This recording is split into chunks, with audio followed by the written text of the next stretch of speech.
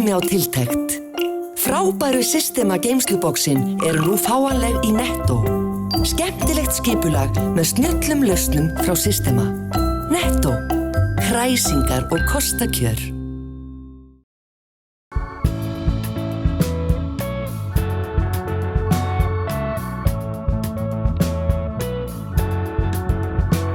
Komið sæl og verið velkomin í vikulegan þátt sjónvarps Víkurfrétta frá Suðurnesjum.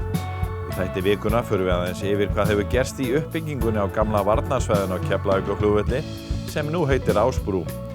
10 ár eru síðan varnarliðið fór með manni og mús árið 2006.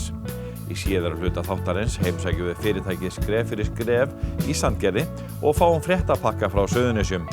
En við hefjum leikinn með því að spóla 10 ár aftur í tímann með fréttamanni VFF, þá fyrir NFS, sem var pínu CNN þegar stöðvar 2 í góðærinu.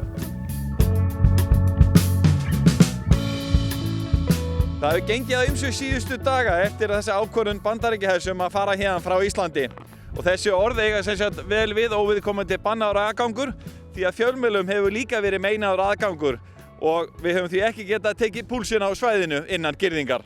Sem ég hvað kom fram á þessum samráðsfundi ríkisvaldsins og sveitarfélagana hér áðan? Og hér voru mjög góðar og jákvæðar umræður þetta þar sem að kemur fram að menn vilja snúa vörn í sókn í þessu máli, hvað varðar atvinnuþættina, þau atriði sem snúa hér að atvinnumálum á Suðurnesjum og mér fannst vera jákvæður tónn í þessu, það er viss eftirvænting varðandi það hvaða aðstaða skapast hér og hvaða starf sem geti passað inn í hana.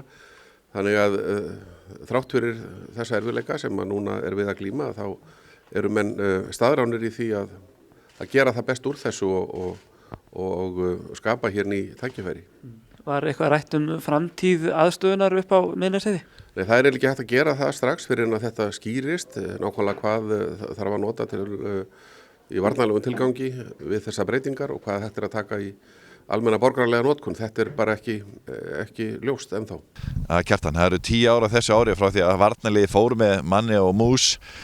Það er búið að gerast ansi mikið á gamla varnarsvæðinu sem að núna heitir Ásbrú. Já, það er rétt. Þetta er, þegar maður hugsar 10 ár, þá er það bæði langur og stuttur tími. Það er fjölmargt gerst og mörg fyrirtæki og margir nýjir einstaklingar sem hafa flutt inn á svæðið á þessum tíma.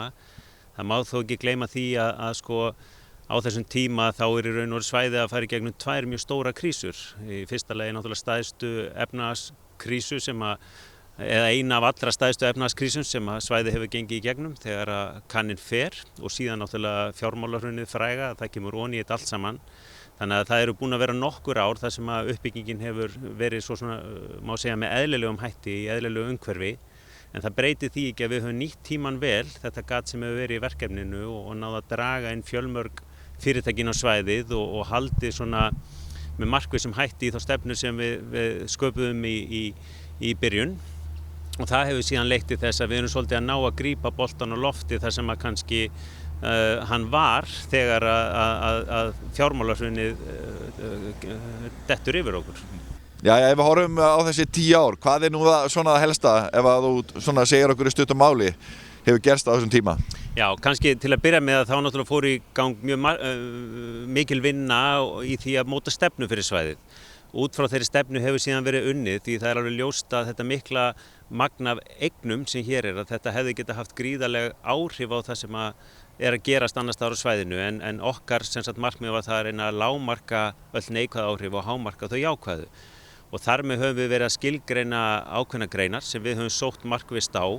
Fyrsta verkefni okkar var stofnun Keilis sem hefur haft gríðarleg áhrif ekki bara á Ásbrú heldur á öll Suðurnes og jafnvel landið í heild. Við horfum á það að þar eru 2500 mann sem hafa útskrifast síðan að Keili byrjaði. Þar að veru 1300 manns bara í Háskólabrú einni sem að hafa útskrifast og langstæðstu hluti þeirra heldur síðan áfram í háskólanám. Og við getum alveg farið í mikla vangaveltur það hvað áhrif þetta muni hafa á samfélagið okkar hér á næstu árum. Ég held að sé alveg ljóst að öll þekking er hinu góða og fólk með meiri þekkingu og sem að ferðast svona áfram í lífinu og það mun setja mark sitt á svæði hér á næstu árum. Ég meina þetta er eitt, síðan náttúrulega það að þau fyrirtæki sem við höfum markvisst verið að sækja á að við höfum náð góðum árangri þar, að við erum að horfa á tækifæri í tengslu við fyrirtæki sem á einhvern hátt eru að horfa til flugvallarins með sína uppbyggingu. Þau þurfa ekkert endilega að vera svona flutningaháð, en þau þurfa með einhverjum hætti að horfa til flugvallarins með þeim augum að hann skapi virði í þeirra rekstri og eitt dæmi það til að mynda eru gagnaverin hér á svæðinu, að við erum nú þegar með 5 af 6 gagnaverum sem eru starfrækt á Íslandi hér á svæðinu og það alveg ljóst að það datt ekkert að himnum ofan, það bara mjög markviss stefna og viðræði við þessa aðila sem hafa leitt til þess að þau eru hér og þau sjá virði í því að vera hér. Síðan ef við horfum á íbúafjöldan að þá eru hér 2000 mann sem búa á svæðinu, sem að fólk sem að klálega á eftir að leggja mikið af mörkum til samfélagsins á næstu árum. Auðvitað ákveðið gegnum streymi að stór hluti kannski því fólki sem að hér býr eru nemendur sem í námi hjá Keili eða í öðrum háskólastofnunum, en einnig fólk sem tímabundið að vinna í tengslu við þessi fyrirtæki sem að hér eru. En það líka ákveðið hlutfall af fólki sem að mun festa hér rætur til langstíma litið. Síðan erum við með aðra greinar eins og líftækniiðnaðinn, við erum með ansi flott líftæknifyrirtæki sem í örum vexti hér á svæðinu og svona mætti lengi telja.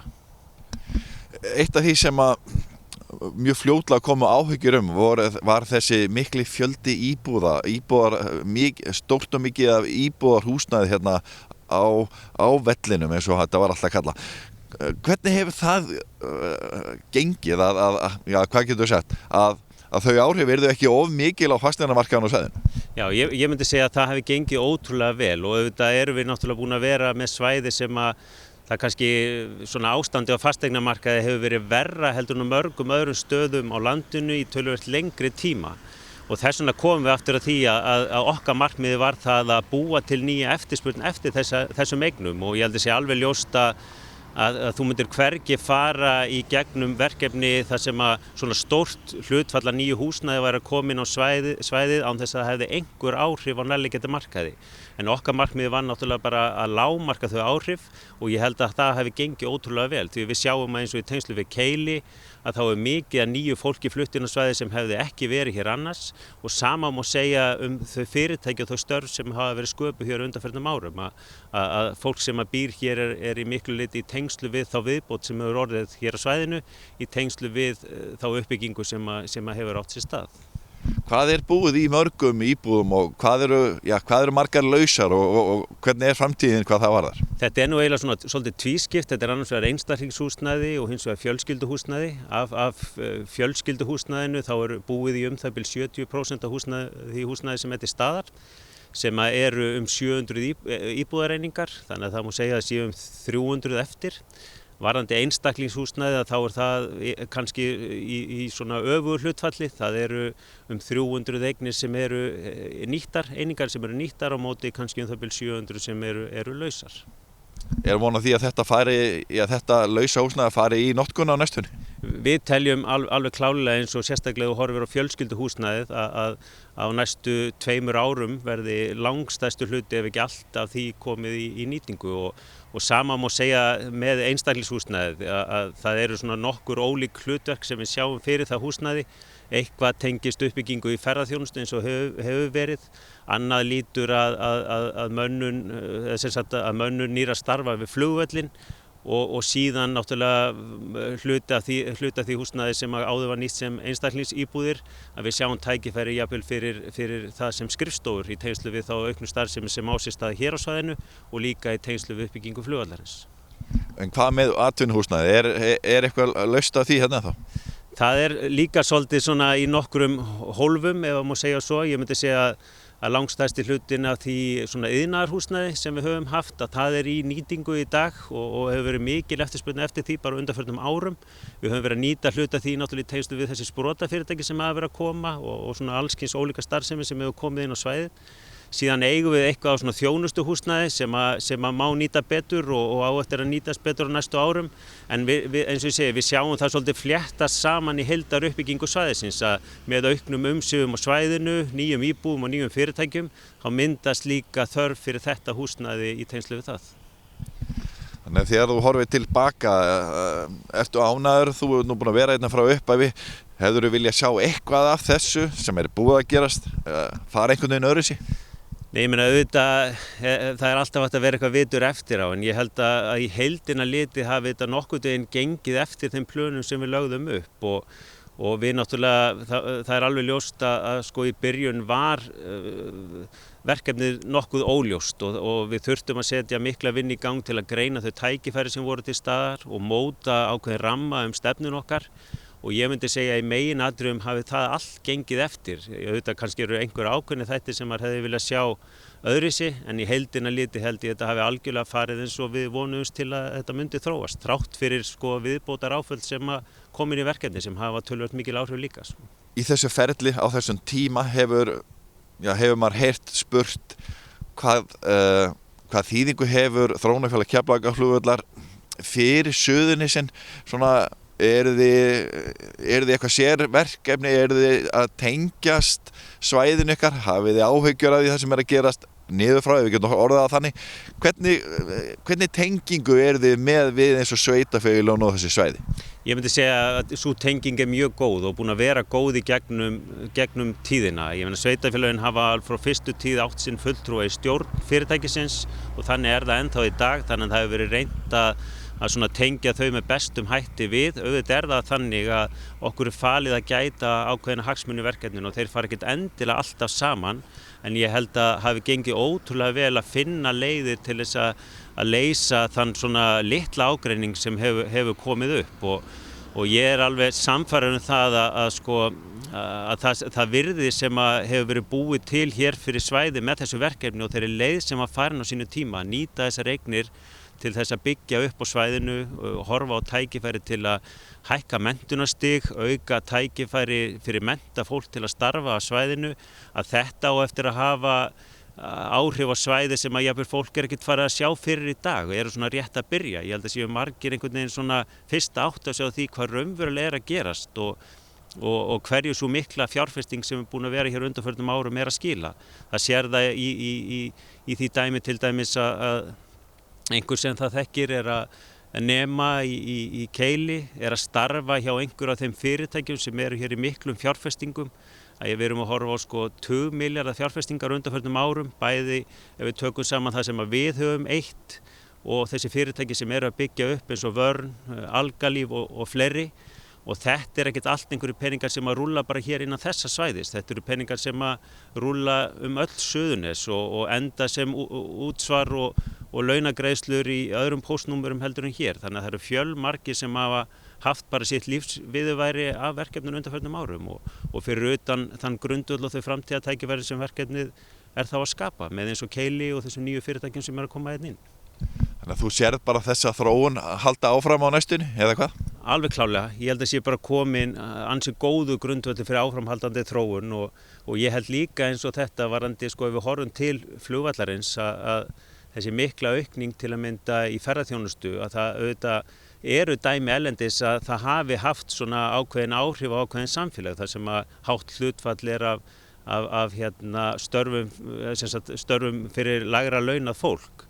Ég held að ég meina þetta alveg klálega eftir því sem þarf að vinna með hér á landi og horfa á með hvað hætti við getum búið til meira virði innan til að mynda ferðaþjónustunnar, en við verðum þá líka að horfa til þess að samfélagi hér á Suðurnesjum verði ekki of einsleitt og hvaða aðra þætti við þurfum líka að leggja áherslu á til að byggja upp góða samfélagsblöndun og sterkt og gott samfélag til langstíma litið. Og ég held klálega að þetta verkefni sem hér og svo vinna sem búin að vera hér á undanförnum árum að hún eigi eftir að eiga stóran þátt í því að samfélagsblöndun á svæðinu verði með jákvæðum hætti.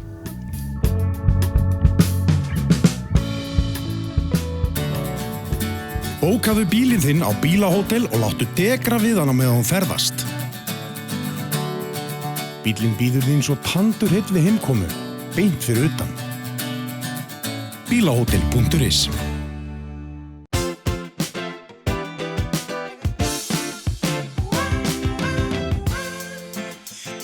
Byrjaðu fríið fyrr og njóttu lífsins. Keflavíkurflugvöllur.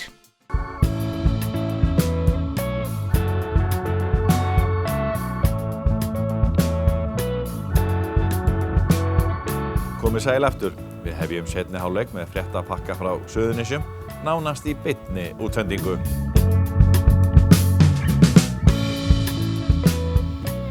Nú í sumar munu 25 flugfélög fljúga reglulega Keflavíkurflugvöll en í vetur eru þau 9 og voru bara 2 fyrir áratug síðan. Flýta þar framkvæmdum í og við flugstöð Leifs Eiríkssonar því farþegaspá hefur breyst á örfáum mánuðum. Já, fjörið heldur áfram í flugstöðinni. Landsnet hefur samið við íslenska aðalverktaka undirbúningsvinnu vegna byggingar Suðurnesjalínu, 220 kV háspennulínu frá Hraunhellu í Hafnarfirði að Rauðamel norðan Svartsengis í Grindavík. Línuleiðin rúmir 32 km og verða mösturinn alls 100. Undirbúningsvinnan hefst leið og aðstæður leyfa og skal verkinu að fullu lokið fyrir septemberlok 2016. Áformað að reisa línuna sumarið 2017 og tengingu ljúki á því ári. Keilir á Ásbrú einn 4 háskóla hér á landi sem hafa lýst yfir vilja á að taka að sér að kenna lögreglunám á háskólastigi. Hinir háskólarnir eru Háskólinn í Reykjavík, á Bifröst og Háskólinn á Akureyri. Fyrirhugað að gera breytingar á lögreglunámi og myndi einhver háskólanna þá taka við af lögregluskólanum næsta haust. Keilir útskrifaði 104 nemendur við Hátíli Athöfn nýlega, þar af voru 65 úr Háskóla á Brú, en það undirbúningsnám fyrir háskólanám. Meðal þeirra sem útskrifuðust voru 11 atvinnuflugmenn og 22 flugvirkjar. Nærri 2500 nemendur hafa útskrifast frá skólanum frá því hann hóf starfsemi 2007. Grindvíska atvinnuleikhúsið eða GRAL áhugafélag leiklist hlaut í vikunni styrk upp á 7,5 milljón frá mennta- og menningarmálaráðherra til uppsetningar á leikritinu Íslendingasögurnar 30-90-30. Stofnendur leikhússins eru grindvíkingarnir Bergur Þór Ingólfsson, leikari og leikstjóri og Víðir Guðmundsson leikari. Með GRAL leikur einnig grindvíkingurinn Benedikt Gröndal.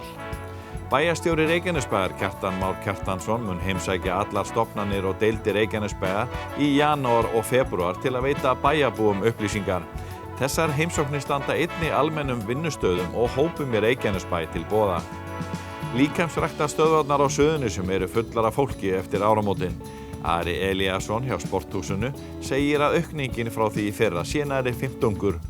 Allir vilja komast í strandskýluform fyrir sumarið. Garmin eru ánægð með árangur nemenda sinna í samræmdu prófunum sem fóru fram í haust í 4. bekk.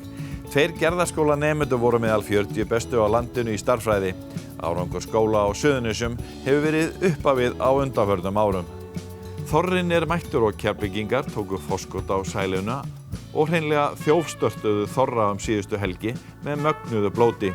Á 700 gestir mættu prúðbúnir og gúffuðu í sig þorramat frá Magnúsi á réttinum.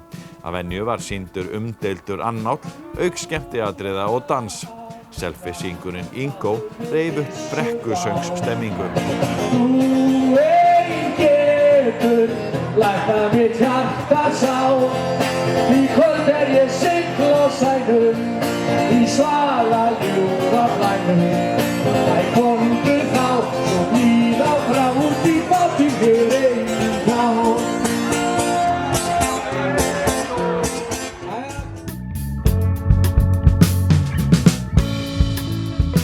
Ráðgjafafyrirtæki Skref fyrir skref starfrækt í Sandgerði. Fyrirtæki sérhæfir sig meðal annars í ráðgjöf til fyrirtækja í ferðaþjónustu við að gera þekkingu innan þeirra sjálfbæra með það að markmiði að auka gæði og fagmennsku. Skref fyrir skref á í samstarfi við Evrópusambandið og tekur á móti fjölda evrópskra nemenda ár hvert. Nemendurnir koma til Íslands í verklega þjálfun. Nokkrir þeirra hafa starfað á veitingahúsinu Vitanum í Sandgerði.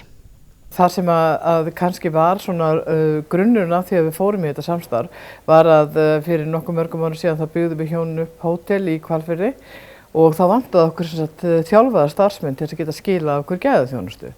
Og þá fórum við af stað í alls konar Evrópuverkefni í samstarfi við háskóla, til dæmis í Finnlandi, og vorum í samstarfi við Litáen og vorum í samstarfi við Svíþjóð.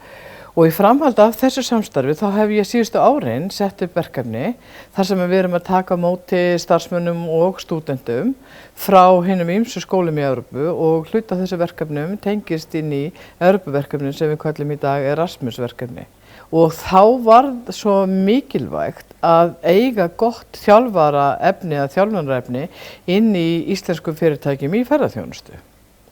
Þess vegna hefur ég verið að þróa þessi verkefni sem ég kallaði í dag Hospice eða Hospitality Training System fyrir ferðaþjónustuna hérna á Íslandi og það sem gerðist þegar ég fór að kynna þessi verkefni erlendis var að erlendir háskólar vildu svo gjarnan vera þáttakendur í þessu verkefnum og það kannski það sem við höfum verið að gera síðustu 5 árin sem er bara mjög skemmtilegt og gaman að og við erum auðvitað smátt kannski að gera þetta að verkefni sem er hægt að nota annars þar heldur hérna á Íslandi. Þetta er svona verkefni sem að við getum mjög vel nýtt okkur í hinu víðasta samhengi, sérstaklega inn í atvinnugreinina ferðaþjónustu og þá kannski ekki síst á landsbyggðinni, því að hún eins og það sem að kannski einkennir landsbyggðin oft á tíðum í ferðaþjónustu og ég þekki það nú ágætlega sjálf, að það að fyrirtækin eru frekar lítil og það er kannski ekki hægt að senda alla starfsmenn á námskeið eða senda þau í góða þjálfun eða eins og núna hefur gerst á síðustu 5 árum að staðirnir eru kannski með góða opnun í 6 til 8 mánuði á ári og hvar eru þá þessi starfsmenn sem við þurfum ef við hugsum bara í það heila. Segjum sér svo að ég fái síðan starfsmennina, hvað er þá efni sem ég þarf að þjálfa þá í? Og þess vegna fórum við af stað með að þróa þetta verkefni því að ég held að megin ástæðan fyrir því að við erum búin að fá þetta góðar viðtökur að við hugsum þetta svolítið eins og sjálfbært þjálfunarverkefni inn í fyrirtækjunum og það sem gerist að fyrirtækin þau eignar sína eigin húsbók og í húsbókinni að finna allar upplýsingar staðinn og starfsemin og staðhætti og hvað gerum við, hver er sérstaðan okkar, hvað leggjum við áherslu á og síðast en ekki síst, hvernig þjálfum við síðan starfsmennin okkar. Hvernig eigum við að taka á móti gestum, hvernig eigum við að tjekka inn, hvernig eigum við að tjekka út, hvernig eigum við að vinna í eldhúsinu, hvernig eigum við að þrífa snyrtingarnar, hvernig eigum við að sýna þeim umhverfið okkar, hvernig eigum við að selja á veitingastaðnum okkar eða í fyrirtækinu okkar. Þetta er auðvitað klassískt efni sem að hægt kannski að fá svona hluta til almennt út í bæ. En reynsla okkar af því að starfa með ferðaþjónustufyrirtækjum, sérstaklega á landsbyggðinni, auðvitað svo að hvert og eitt fyrirtæki er einstakt. Þetta oft frumkvöðlar sem að fórast af með frábæra hugmynd og þekkingin í þeirra haus, þeir kunna þetta sjálfir og svo fer oft á tíðum of mikil tími í það að reyna að koma þessari þekkingu til skila til okkar starfsmanna eða okkar nánustu samstarfsmanna. Og þá þróuðum við kerfi sem raunverulega byggt innan frá í fyrirtækjunum, ekki utan frá. Og það kerfi köllum við hospice. Og það byrjum við á því að þjálfa raunverulega eigendur og stjórnendateymið eða 3-4 kannski sem að geta síðan verið hinir eiginlegu þjálfara fyrir starfsmenn eða stúdenta sem að koma. Þannig þjálfunin sjálfbær inn í fyrirtækjunum. Brynhildur Kristjánsdóttir, eigandi veitingahússins Vitans í Sandgerði, hefur nýtt sér þjálfunarkerfi Hospice og þannig þjálfa sína starfsmenn á nýjan hátt. Þetta búið að hjálpa okkur alveg gríðarlega mikið. Við byrjuðum náttúrulega á því að fara í læri hjá skref fyrir skref og það var heilmikið þjálfun sem við þurftum að fara í gegnum. Áður en við gátum svo farið að þjálfa okkar starfsmenn, þó svo að við sem búin að vera með starfsmenn öll þessi ár, að þá vorum við ekki með þessa markvissu þjálfun eins og við okkur sem búið að kenna okkur núna að gera og þannig að við erum miklu öflugri núna að taka á móti nýjum stúdentum, nýjum starfsmönnum því að þetta þetta verður hjálpa okkur greiðarlega mikið. Og getur nefnt dæmi svona aðferði sem þið notið til að þjálfa nýtt starfsfólk? Já, það sem við erum að gera núna, við höfum verið að búa til þessi vídeó og láta starfsmennina gera vídeó sem og þau læra svo mikið á því og þó svo ég sé búin að sýna þeim allar hluti svona að gera þetta og allt það, en þá kemst ég að því mjög oft að þau ekkert að gera þetta eins og ég kendi þeim það. Þannig að gera vídeóin, þá hef ég þau fyrir fram með mig og ég get aftur sagt þeim, nei, þarna ert að gera rangt og þarna getur ég gert betur, þarna ert að nota mikið af efnum og eitt og annað eins og þetta. Agne Gæsáskæti, þjónanemi frá Litáen, starfar á Vitanum. Hún segir það skemmtilega reynslu að starfa á fjölskylduveitingastað á Íslandi og ólíkt því sem hún hefur áður kynnst. That in our country it's not almost no one have a family restaurant. It's like a big. Hún segir að heima í Litáen sé ekki mikið fjölskyldu veitingastaði, heldur frekar stærri fyrirtæki.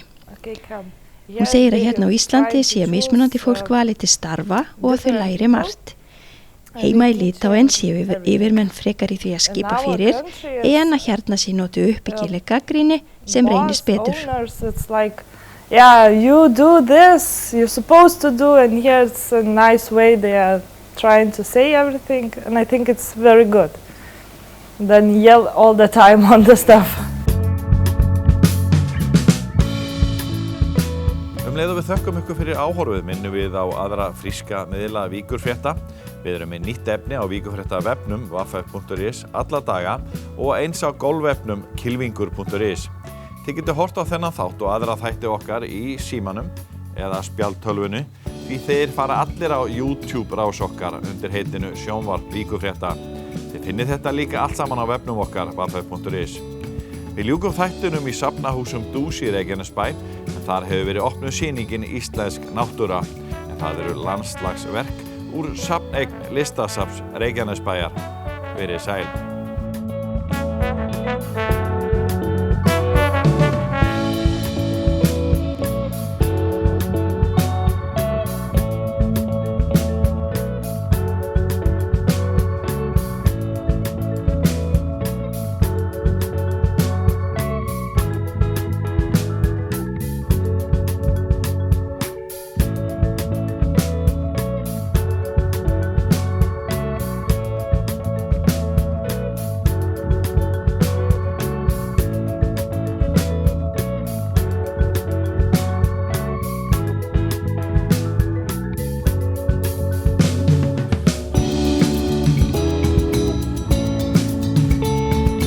Vertu velkominn á Rocksafn Íslands. Þar getur þú prófa að hljóðblanda, spreytt þig á hljóðfærum, skellt þér í bíó, skoða muni úr rocksögunni og margt fleira. Við tökum vel á móti hópum af öllum stærðum og gerðum. Ég vil að þú